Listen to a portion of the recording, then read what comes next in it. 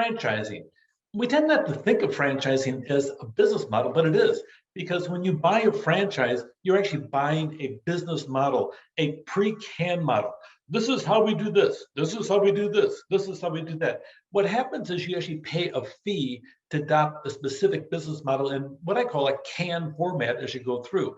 And they tout the fact that this model has led to success for all these other franchisees. It's a proven model as you go through. There's nearly 674,000 franchise orders, according to Zippia. If you drive into almost any shopping center in the United States, almost half of them are some type of a franchise as you go through. The advantage is you buy this package, and you know what? You may actually have skill sets that you don't need a franchise for 4 areas, but there's 2 areas you don't even know about. So boom, all of a sudden something happens and you find yourself behind the 8 ball and you're struggling as you go through.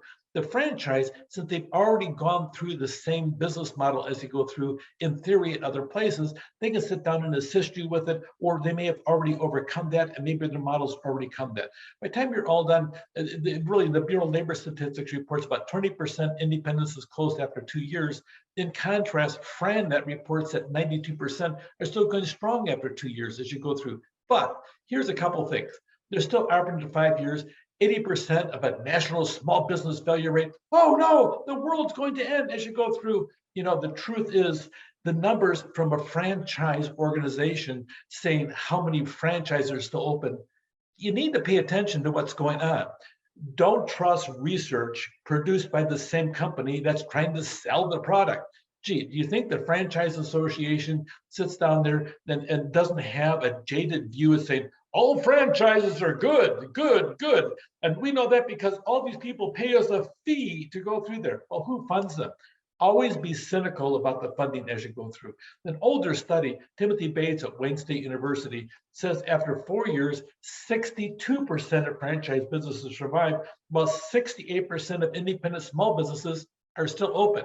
Wait a minute, all of a sudden now, the franchise model, oh no, yes. So always be cynical as you're going through this franchise. They're not going to tell you, oh, we had so many stores fail, or we had to take over so many stores, or this store struggled over here. We had to step in the system as you go through. We had to have somebody else come in and take over the store. No, the store is still open, but a different franchisee bumped out the existing franchise owner as you go through. They don't want to tell you about the failures and the troubles they have or report them to the Franchise Association if they were even interested as you go through. So there always is the aspect of caveat emptor as you go through. It's a Latin phrase which means let the buyer beware. Really pay attention, make certain the 95 success rate from a 1987 study, really somebody's still quoting that. It was flawed to begin with. It was poorly done. Frankly, it's bad research. Be careful as you go through. Make certain that you understand what the research is coming from, what's supporting, and of all things, who paid for it as you go through. That's part of being a good, successful business person as you go through. But that being said, there's some great models out there. Really, Jersey Mike's franchise is one of the most profitable per square foot in the United States. He's got a great success story.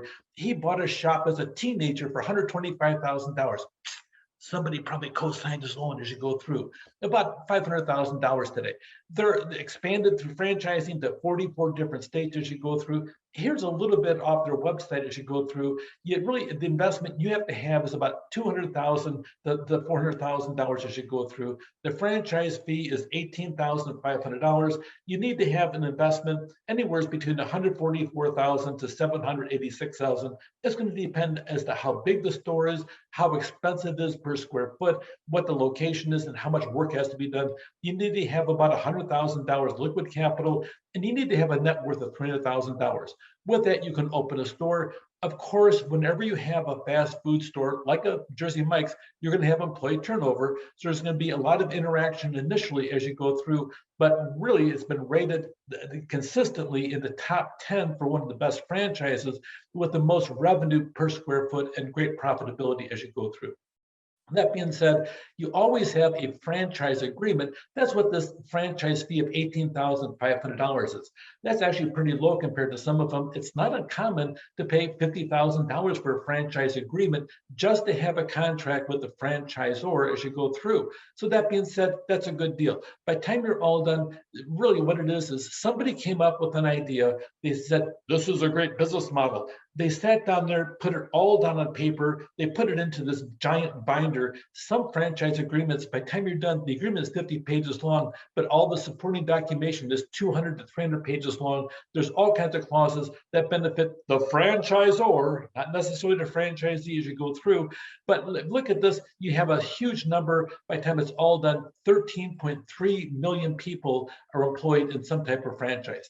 Here are some different aspects of it as you go through. We'll have some examples in a later segment as you go through. You'll see restaurants, the average initial investments can be really high as you go through. Then it depends on autos, on fast food, and so on. You'll see there's a whole range of different aspects.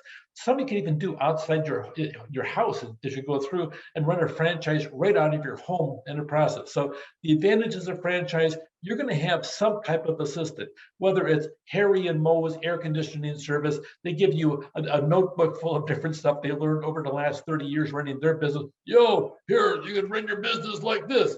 Okay, you pay $500 for the franchise fee, all the way to the high-end McDonald's franchise, which has a waiting list of umpteen years as you go through, and they tell you exactly your tile in your bathroom will be this color, and you'll have a counter that'll be this long, and our architects will design your space for you, and your new location will be located in Fargo, North Dakota.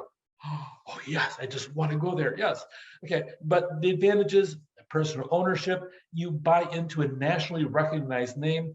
They'll provide financial assistance and advice as you go through, and the failure rate tends to be lower as you go through. The disadvantages, there always is a large startup cost. You will consistently have to share your profit anywhere from 5.5% all the way to 10.5% of your gross profit goes to the franchisor, and you get to keep the rest. If there is a rest as you go through, you have to watch their regulations. And if they go down, you go down too as you go through. There's restrictions on what you can sell, and there are some fraudulent franchisers out there. Sometimes they'll actually go through and they'll have contracts with other people. You must use this vendor, and secretly you don't know about it, but they're skimming money off the top as you go through. That being said, it happens out there. There's home-based franchises, no commuting, family time, low overhead, isolation, long hours. But the best thing about franchise, it's a pre-canned business model. And yes, this is different than this over here, but you buy a business model as you go through. The franchisee purchased the right to a business model which claims to be proven, and success rates claim to be higher than a regular business launch. At least they claim that. Whether that's true or not is a different story. The cost to operate tends to be higher due to continual payment of franchise fee. But overall, it's a solid business model. Take care.